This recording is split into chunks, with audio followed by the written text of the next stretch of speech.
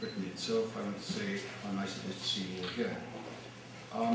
The Peter Fuller Memorial Lectures began in 1991. That was a year after Peter was tragically killed. And they started here at TATE Britain, and they were here for 5 years. And then we moved them to the Slade School, and they were there for 4 years. And then, the invitation of Andrew Brighton, they moved to TATE Modern, and we have been there for the last 5 years. And now, I'd like to thank very much the directors of TATE and the curators we've worked with, and especially now this year, Victoria Walsh and her colleague Gemma Nightingale for their great help in giving us another 5 years here. And so I won't delay any further, after one small piece of housekeeping to ask you if you'd be kind enough to turn off any mobile phones that might be lurking in your bags and pockets. I want to introduce, unusually, at this juncture, Peter Fuller's son, Laurence, who would like to say a few words before I come back and introduce our speaker.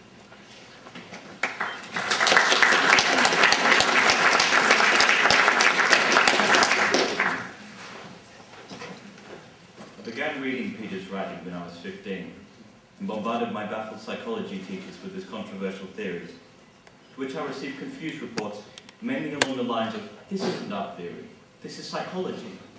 But I'm sure he received much similar reports during his time at Cambridge. But it's a little more than that. His writings cover not only the complexities of truly brilliant art works, but what is commonly known as the human condition. From early man to man's early stages in the cradle, what his writings remind us is that universal theory that only the greatest writers are able to articulate.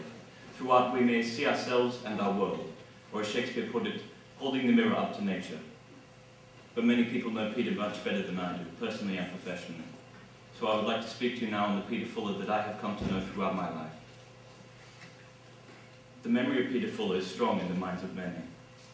Nostalgic memories of mischievous times are often recited to me, such as clambering drunkenly up a boarding house wall in fancy dress during a typical Cambridge student night out, something that is perhaps not in the books.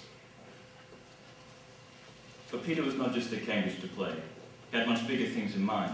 During his years, he wrote, "More and more I become conscious of an ultimate destiny. I think I have a role to play in influencing the minds of men. I must be given time to work things out. But soon the time for thinking will be over, and I will have to take action." From his days as a promising student, reading with particular interest the works of Ruskin, his works are now read with particular interest from future leaders of the art world, some here today and all across the globe. I welcome contact from eager students several times a week, inquiring about particular essays or quotes that stick unwavering in their minds. But sometimes I just want to say, do you realize how much this man wrote? Give me some time. But what is most impacting for me is the amount of people affected by his death. I'm not just talking of those here today, the friends, the family, and the students, but people from all walks of life, from all over the globe. Liang Zhuan recently contacted me from China, and he wrote, "Speaking of Peter Fuller's influence beyond the Western world, I hope to refer to the preface to the second edition of his Art and Psychoanalysis.